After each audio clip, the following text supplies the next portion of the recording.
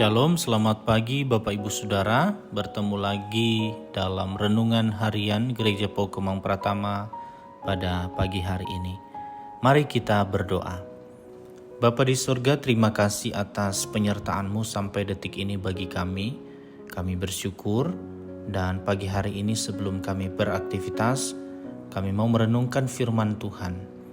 Tuhan berikan hikmat bagi kami agar kami mengerti akan maksud Tuhan dalam kehidupan kami. Dalam nama Tuhan Yesus kami berdoa. Amin. Bapak Ibu Saudara, tema renungan kita pada pagi hari ini yaitu menyelesaikan konflik. 1 Korintus 6 ayat 1 sampai 11. Mencari keadilan pada orang-orang yang tidak beriman. Apakah ada seorang di antara kamu yang jika berselisih dengan orang lain berani mencari keadilan pada orang-orang yang tidak benar dan bukan pada orang-orang kudus? Atau tidak tahukah kamu bahwa orang-orang kudus akan menghakimi dunia? Dan jika penghakiman dunia berada dalam tangan kamu, tidakkah kamu sanggup untuk mengurus perkara-perkara yang tidak berarti? Tidak tahukah kamu bahwa kita akan menghakimi malaikat-malaikat? Jadi apalagi perkara-perkara biasa dalam hidup kita sehari-hari. Sekalipun demikian, jika kamu harus mengurus perkara-perkara biasa, kamu menyerahkan urusan itu kepada mereka yang tidak berarti dalam jemaat. Hal ini kukatakan untuk memalukan kamu. Tidak adakah seorang di antara kamu yang berhikmat yang dapat mengurus perkara-perkara dari saudara-saudaranya? Adakah saudara yang satu mencari keadilan terhadap saudara yang lain dan justru pada orang-orang tidak percaya? Adanya saja perkara di antara kamu yang seorang terhadap yang lain telah merupakan kekalahan bagi kamu. Mengapa kamu tidak lebih suka menderita ketidakadilan? Mengapakah kamu tidak lebih suka dirugikan? Tetapi kamu sendiri melakukan ketidakadilan dan kamu sendiri mendatangkan kerugian. Dan hal itu kamu buat terhadap saudara-saudaramu. Atau tidak tahukah kamu bahwa orang-orang yang tidak adil tidak akan mendapat bagian dalam kerajaan Allah? Janganlah sesat. Orang cabul, penyembahan berhala, orang berzina, banci, orang pemburit, pencuri, orang kikir, pemabuk, pemfitnah, dan penipu tidak akan mendapat bagian dalam kerajaan Allah. Dan beberapa orang di antara kamu demikianlah dahulu. Tetapi kamu telah memberi dirimu disucikan. Kamu telah dikuduskan.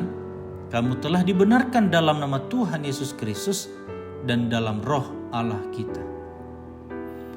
Bapak Ibu Saudara, konflik wajar. Ya, konflik merupakan sesuatu hal yang wajar. Ini memperlihatkan relasi yang real. Bila suatu relasi tidak pernah mengalami konflik, jangan-jangan relasi itu tidak pernah ada atau semua belaka. Jadi pertanyaannya bukan bagaimana membuat hubungan kita dengan sesama bebas konflik, melainkan bagaimana menyelesaikan konflik dengan baik, menjunjung tinggi kemanusiaan, menghormati kebenaran, dan memenangi semua pihak dengan kasih. Pertanyaan ini makin mendesak di kalangan Kristen masa kini. Konflik yang berkepanjangan dan yang diselesaikan dengan cara yang salah makin hari makin meluas, bahkan menyeret orang Kristen juga. Bapak Ibu Saudara, situasi yang disoroti Paulus adalah konflik yang sampai harus diselesaikan di pengadilan. Tidak jelas bagi kita konflik apa yang terjadi pada saat itu. Paulus hanya menyebut bahwa konflik itu menyangkut masalah keadilan. Jadi bisa saja penyebabnya mirip dengan yang sering terjadi pada masa kini, misalnya soal warisan, hutang piutang, atau ketidakjujuran dalam transaksi bisnis dan sebagainya. Masalah-masalah seperti itu tidak hanya terjadi di kalangan orang bukan Kristen. Di kalangan sesama orang Kristen pun sering terjadi. Lalu bagaimana sebaiknya mencari jalan keluar dari konflik seperti itu agar keadilan tetap ditegakkan, tetapi tidak perlu sampai ke pengadilan? Mengapa demikian? Karena ini tidak sesuai dengan kenyataan masa depan kita kelak. Orang Kristen akan diikutsertakan Allah dalam mengadili dunia ini. Maka bagaimana mungkin para partner Allah dalam menghakimi dunia kelak malah memberi diri dihakimi oleh yang akan mereka hakimi? Jika orang Kristen mencari keadilan dari orang tidak beriman, mereka mempermalukan Tuhan dan menyangkali prospek mulia mereka kelak. Terkait dengan hal itu, Bapak Ibu Saudara, Paulus mengingatkan bahwa dalam diri orang Kristen harus ada kesediaan mengalah dan berkorban. Ini prinsip penting. Kita mengalami sendiri bahwa seringkali konflik selesai dengan mudah bila ada salah satu pihak yang berinisiatif lebih dulu mengalah, berkorban, mengampuni, mempraktikkan kasih Kristus.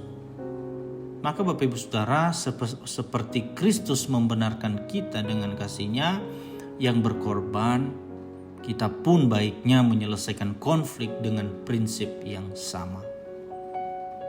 Mari kita berdoa. Terima kasih ya Tuhan atas firman-Mu pagi hari ini. Tolong kami dalam menyelesaikan konflik ini melibatkan Tuhan, tidak mengandalkan kekuatan kami sendiri, apalagi kami sampai memakai emosional pribadi kami sehingga tidak menemukan solusi atas persoalan kami. Ya Tuhan, berikan kami hikmat dan kekuatan, biarlah kami menjadi orang-orang Kristen yang taat akan firman-Mu.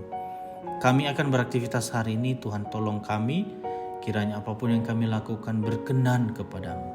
Dalam nama Tuhan Yesus Kristus kami berdoa. Amin.